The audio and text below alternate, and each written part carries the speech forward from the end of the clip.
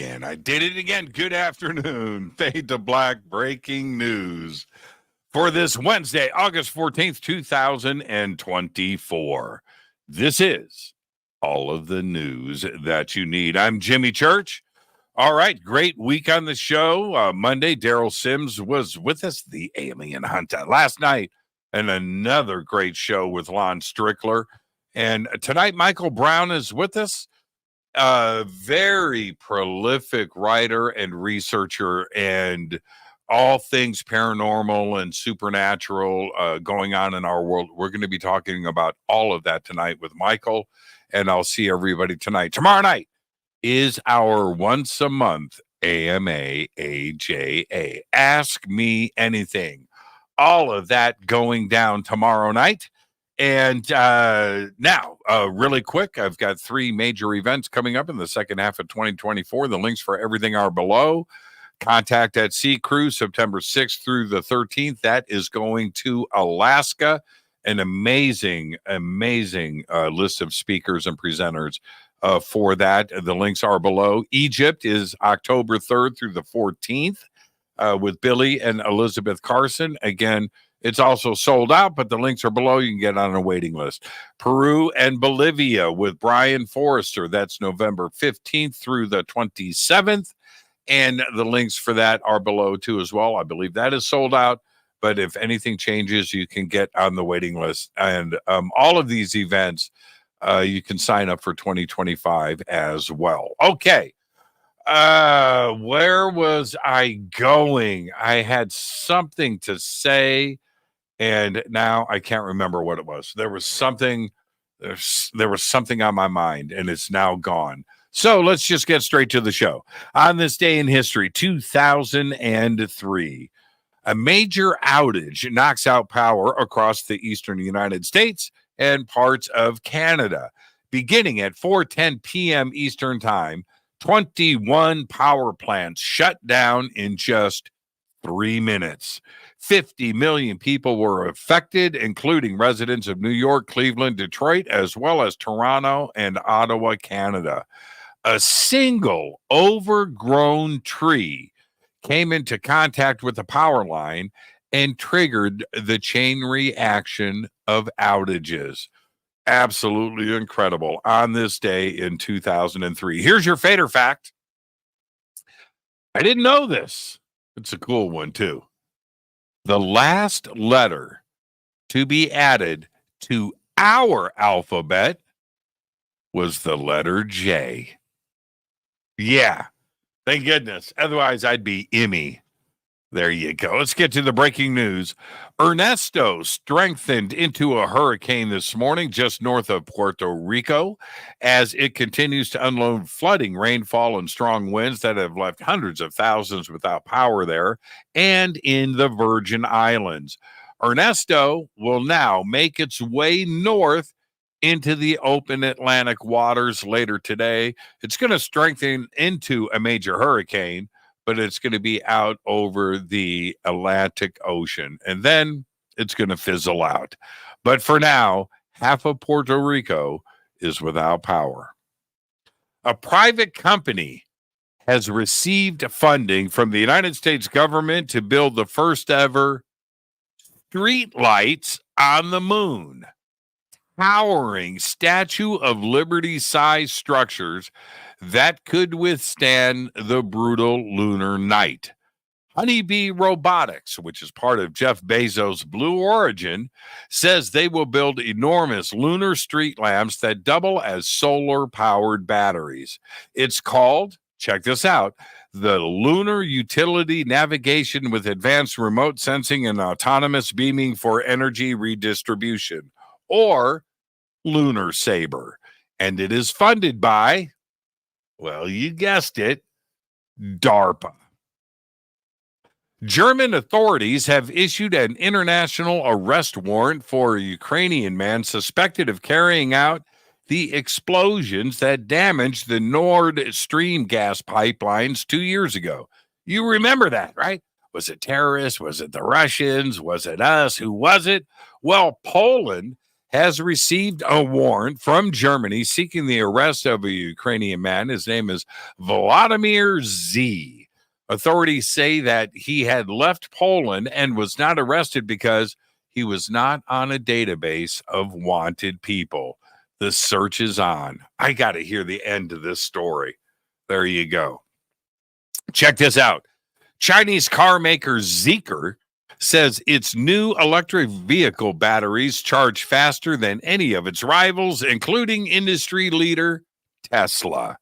The firm claims its upgraded batteries can be charged from 10% to 80% capacity in 10.5 minutes using its ultra-fast charging stations. Now, in comparison, Elon Musk's Tesla says a 15-minute charge is a little than half of the car's full capacity.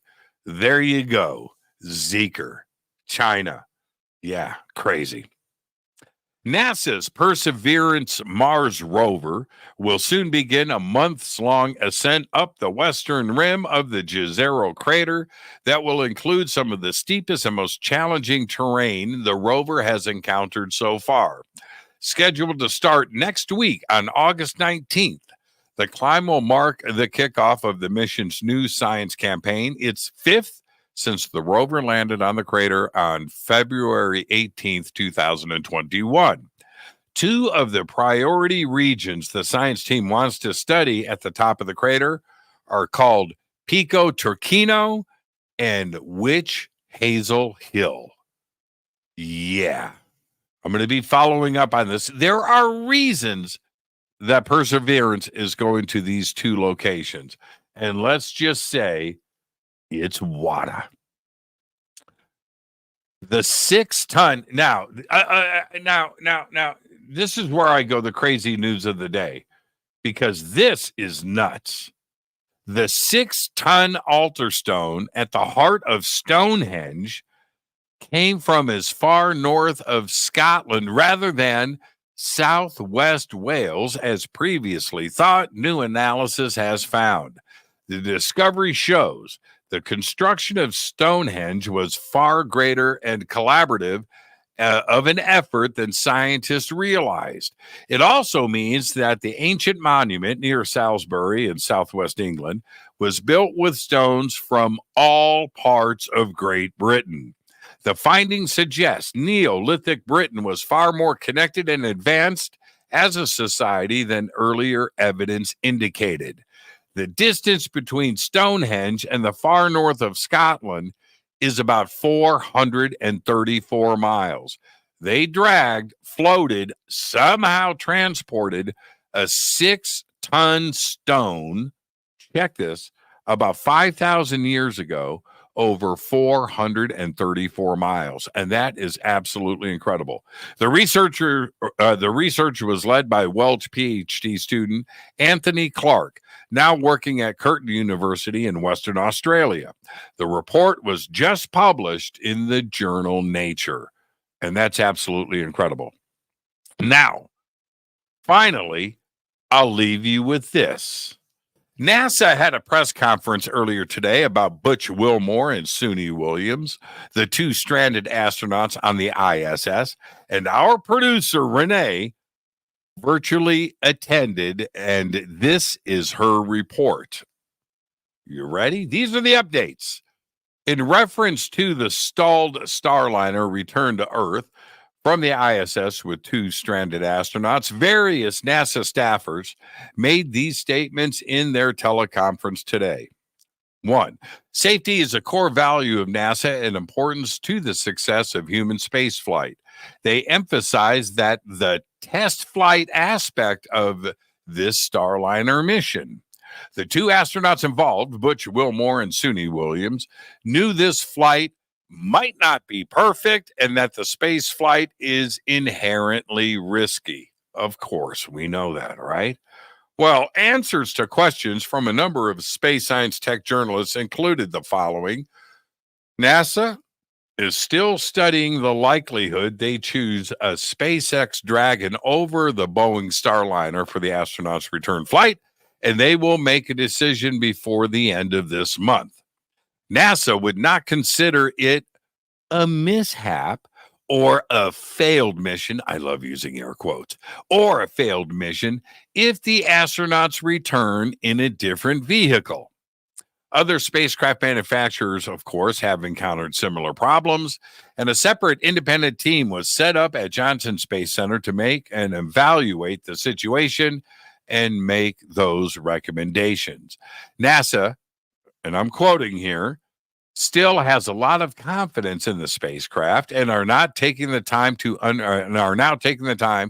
understand what we don't understand. The primary concern now is having a successful deorbit burn and ensuring the thrusters are working properly. NASA's needed major piece of data to make an informed decision is an upcoming detailed valve analysis. NASA may move slower these days, but unlike earlier days of unilateral decision making, today's compilation of input from the astronauts themselves, safety and engineering crews, and third-party experts enables collaborative and better decision making. The two stranded astronauts may stay at the ISS for up to 8 months in total. And they are spending their time, of course, working with the other astronauts in their research and maintenance projects, basically getting in the way, as highly integrated members of the crew. A resupply vehicle to the ISS is launching tonight. I want to thank Renee for that report. It is excellent. And I'll see everybody tonight on the show. We've got Michael H. Brown with us.